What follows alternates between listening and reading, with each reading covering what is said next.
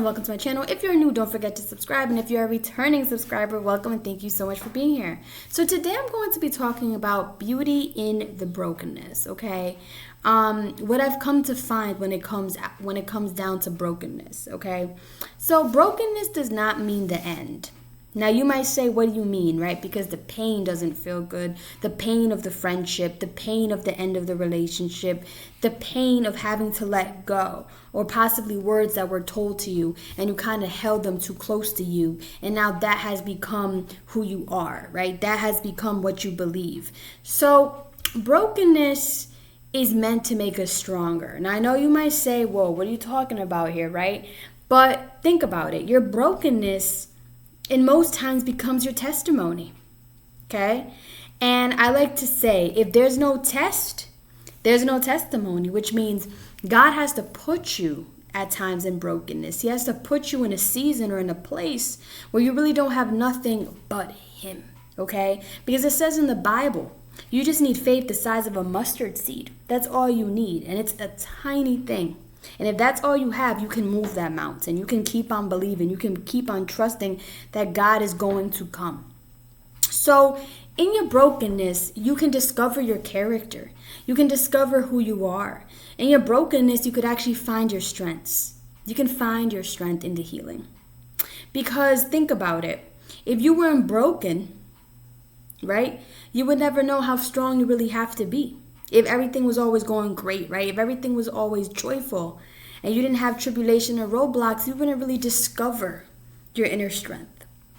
And that inner strength at times can help you with figuring out where to go in life. It could help you with finding your purpose. It can help you with understanding, creating barriers. This is what I'm going to accept. This is not what I'm going to accept. So it helps you with creating boundaries because you're like, I'm not going to accept something like that again. I'm not going to take that from somebody. You also learn that you can't let everybody in your circle, possibly you were that type of person that you trusted everybody, but then you realize, no, I can't trust everybody, okay? And that is a fact, okay? And in the Bible, there is a verse, I'm not sure by heart, I don't remember by heart, but I think it is saying that there was betrayal there too. I think it was David. It was something in the Bible that they had said, even the person that I shared bread with betrayed me, okay? And that's pretty much just an image right there of understanding that sometimes the person you think won't hurt you is the person that will hurt you. So it's very, very, very important that you make sure you go to God and you say, God, is this a person that should be close to me? Or really just watch and see how this person makes you feel. Do they take your peace away? Do they take your joy? Do they get you shaky? What is it? Okay? But back to brokenness. So brokenness can create a story, a testimony, and it can really build you. Okay? Now, it's important to not stay there. It's important to go through your emotions, go through your feelings because we're human. But it's not good to stay there.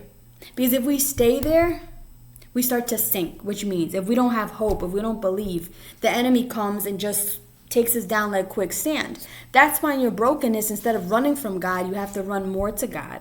And you have to worship more. And you have to pray more. Even when you don't feel like it, you open the Bible. Even when you don't feel like it, you say, God, I want to talk to you.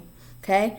It's also important to forgive if you've been broken, if you've been hurt. Forgive the people that broke you. And I know you might say that is crazy, but that's also another way of being vulnerable. That's another way of putting your pride aside.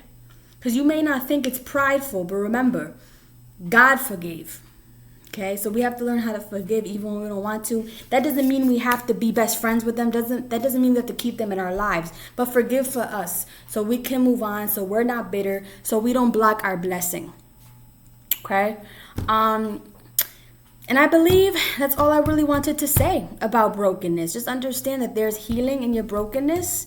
There's beauty in your brokenness. Just stay close to God in your brokenness. Don't run from Him, and you will see that all will end up well. I hope you liked this video. God bless you guys, and I'll see you in the next one.